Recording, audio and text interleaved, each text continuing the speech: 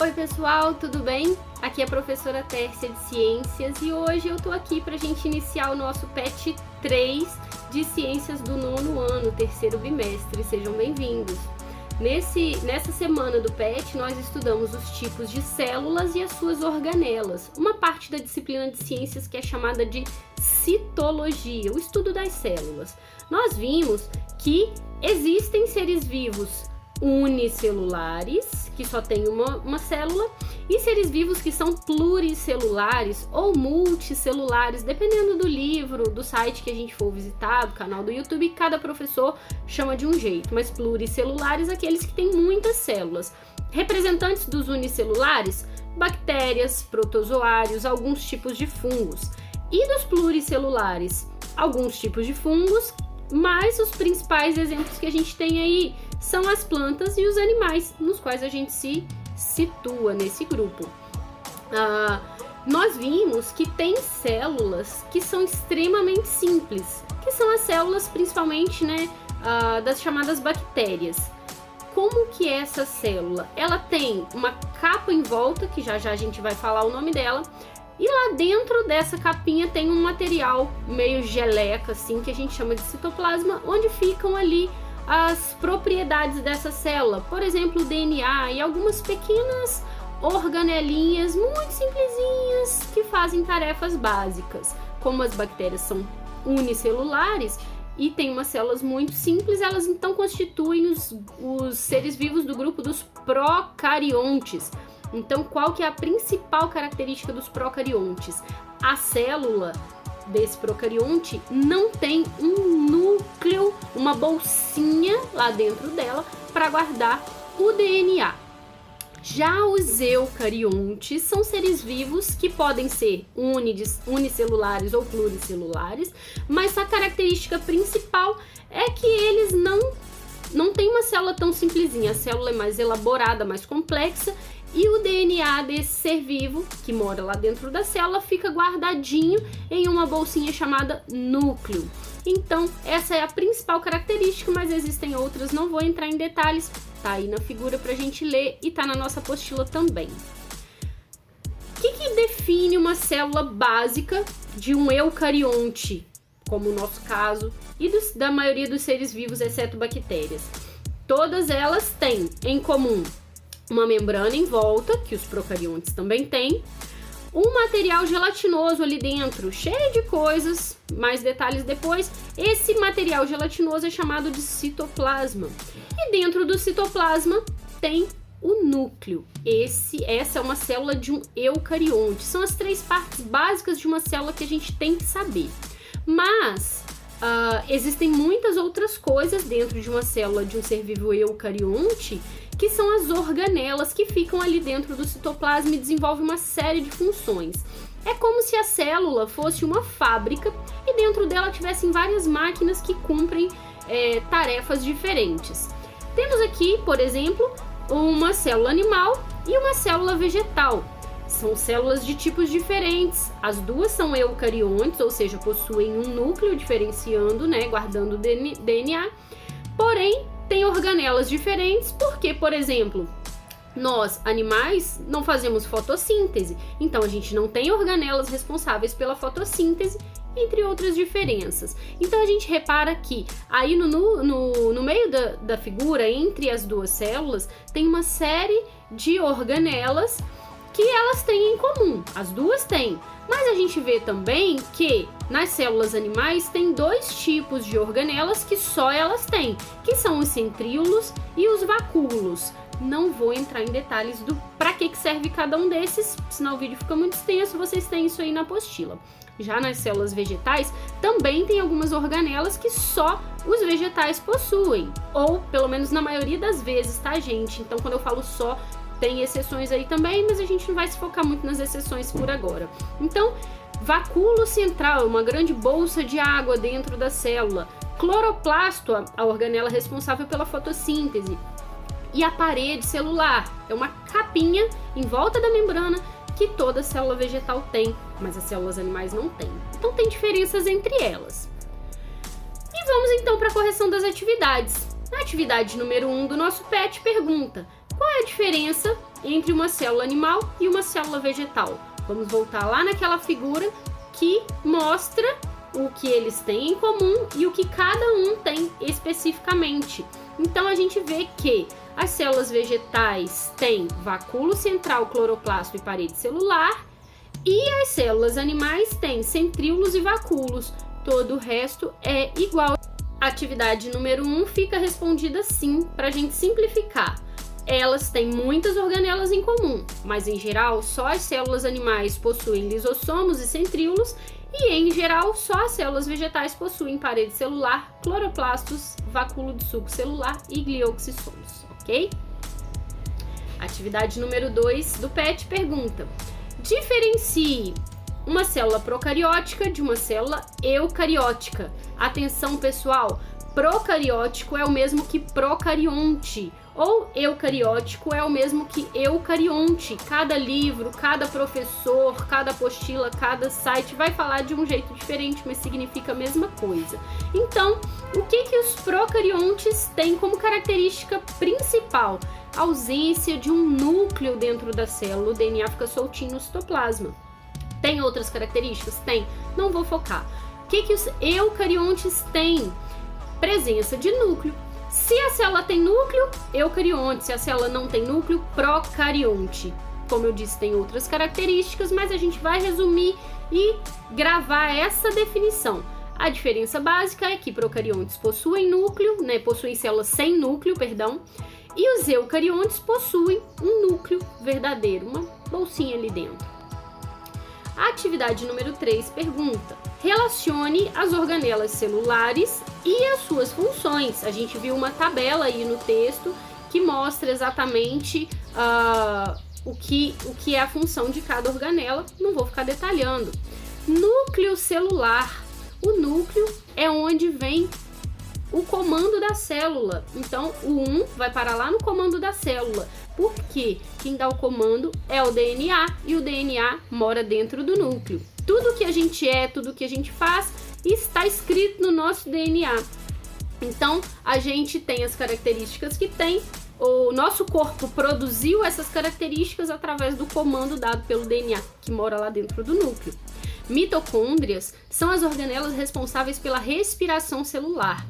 Nessas organelas que chega ao destino final do oxigênio que a gente respira. Então ele entra pelo nosso sistema respiratório, passa pelos nossos pulmões, cai na corrente sanguínea e circula por todos os milhões e milhões de células do nosso corpo. E vai entrar dentro de cada uma delas, indo parar lá nessa organela chamada mitocôndria. Tem várias delas dentro da nossa célula, respirando e transformando esse oxigênio em energia para a gente fazer as nossas atividades. Lisossomos são as organelas responsáveis pela digestão celular, que vão comer coisas ali dentro da célula e às vezes até matar a própria célula, mas por algumas vezes, por mais que pareça estranho, falar como assim a célula vai se matar? Sim, às vezes é necessário. Pensem, por exemplo, em um girino que tem uma cauda. Quem lembra, o girino, filhotinho do sapo, ele tem uma cauda. Quando o sapo vai se desenvolvendo, o girino vai se transformando, aquela cauda vai encolhendo, porque os lisossomos das células da cauda foram comendo a cauda ali por dentro, comendo as celulinhas por dentro, e aí a cauda vai encolhendo e aquela energia vai sendo utilizada para o crescimento do girino se transformar em sapo. Complexo de Golgi ou complexo golgiense, dependendo do livro, ele é responsável pela secreção celular. É uma organela que empacota coisas que a célula produz e manda para fora da célula. Então essa é a tarefa do complexo golgiense. Secretar é botar para fora. Retículo endoplasmático número 5 é responsável pelo transporte intracelular. A célula produz coisas ali dentro e para que essas coisinhas sejam transportadas dentro do citoplasma, elas pegam caminhos ou estradas por dentro do retículo endoplasmático e vão até chegar no seu destino final. Então, a ordem das respostas fica 4, 5, 2, 3, 1. Completem aí. Atividade número 4 pergunta: a membrana plasmática, apesar de invisível ao microscópio óptico, está presente. Lembrando, membrana plasmática é a capa que todo todas as células têm. Então, todas, sem exceção. A exceção é o núcleo, procariontes não tem, eucariontes tem, mas membrana plasmática todo mundo tem, independente de qual ser vivo seja. Então, temos 5 opções de resposta. Letra A diz que em todas as células tem membrana, sejam elas procarióticas ou eucarióticas. Letra B, apenas as células animais têm membrana plasmática. Letra C, apenas as células vegetais. Letra D, apenas as células eucariontes. E letra E, apenas as células procariontes. Vamos recordar aqui. Na imagem a gente vê uma célula procarionte de uma bactéria e uma célula eucarionte, que pode ser a de um animal, pode ser a de... Vamos supor que é de um animal, eucarionte. Então, tá aí essas duas células, a gente repara que as duas têm a membrana em volta, a capinha. Agora, quando a gente compara uma célula animal e uma célula vegetal, nós vemos que ali no meio moram as características que elas têm em comum, ou seja, tanto a célula animal quanto a célula vegetal possuem membrana plasmática, ela está ali na lista das organelas ou das partes celulares que as duas têm. Então, confirmando aí que todas as duas têm. Dessa forma, a resposta da nossa pergunta número 4 fica sendo letra A. A membrana plasmática está presente em todas as células, sejam elas procarióticas ou procariontes, ou eucarióticas, eucariontes. Número 5. Considere as características das células A, B e C indicadas na tabela adiante quanto à presença, marcada com mais, ou ausência, marcada com menos, de alguns componentes, ou seja, de algumas partes que compõem a célula. A célula A, por exemplo, não tem parede celular, mas ela tem envoltório nuclear, ou seja, núcleo é a mesma coisa. Nucleolo é uma partezinha dentro do núcleo, não entrei nesses detalhes. Ribossomos, complexo de Golgi e mitocôndria, mas a célula A não contém cloroplasto. Os cloroplastos são aquelas organelas responsáveis pela fotossíntese. Já sei, por exemplo, que a célula A não é uma célula vegetal. E assim a gente vai analisar as características de cada um desses 3 tipos de células, A, B e C, e tentar dizer, para responder a letra A, quais dessas células são eucarióticas e quais são procarióticas.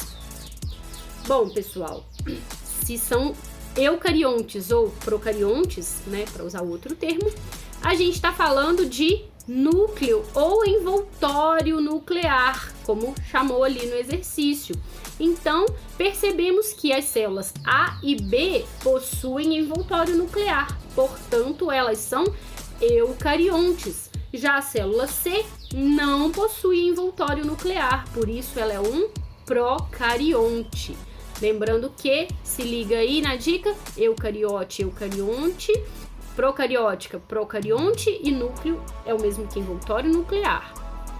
Letra B pergunta: qual célula A, B e C é característica de cada um dos seguintes reinos? Monera, que a gente lembra, já estudou, são as bactérias, ou reino animal e vegetal. São 3 células e 3 grupos para a gente classificar cada uma delas.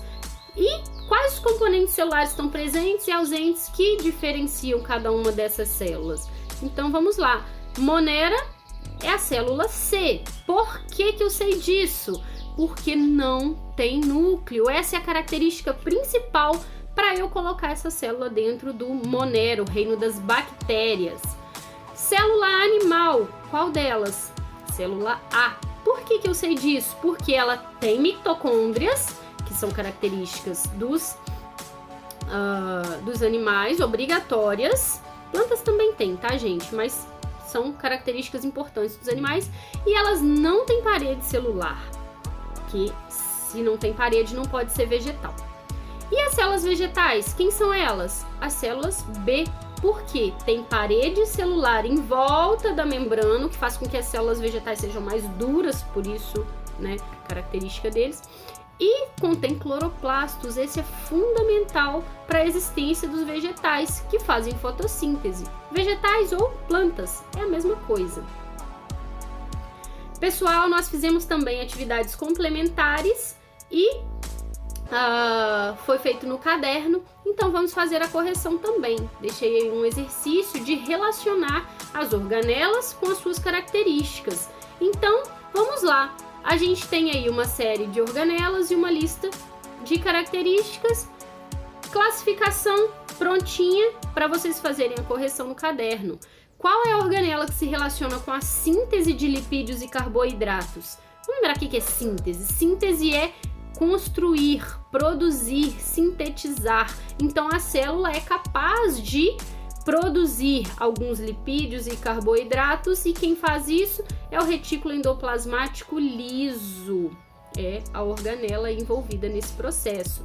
Qual é a organela exclusiva das células animais, ou seja, só as células animais possuem? O lisossomo. Onde estão localizadas as organelas? No citoplasma. Atua no processo de fotossíntese. É o cloroplasto, só as células vegetais possuem. Apresenta uma estrutura mais completa, mais complexa, mais elaborada. São as células eucariontes. Controla o que entra e sai da célula. Membrana plasmática é a capinha em volta das células, embora que os vegetais em volta dela ainda possuem a parede celular, né? Possui uma estrutura simples, são seres vivos procariontes ou células procariontes. Foca-se no estudo das células, ou seja, uma área da ciência que estuda as células. Essa área se chama citologia. E são organelas que estão envolvidas no processo de respiração celular, são as mitocôndrias. Então, finalizando a correção dos nossos exercícios complementares, corrige aí no caderno. Então, pessoal, eu fico por aqui, a gente se vê na próxima semana e eu vou deixar aqui no finalzinho uma dica de vídeo para vocês assistirem no YouTube, para complementar, para poder fixar melhor a matéria, e eu vou deixar linkado aqui embaixo na descrição para vocês conseguirem acessar. Então a gente se vê na próxima. Tchau, tchau!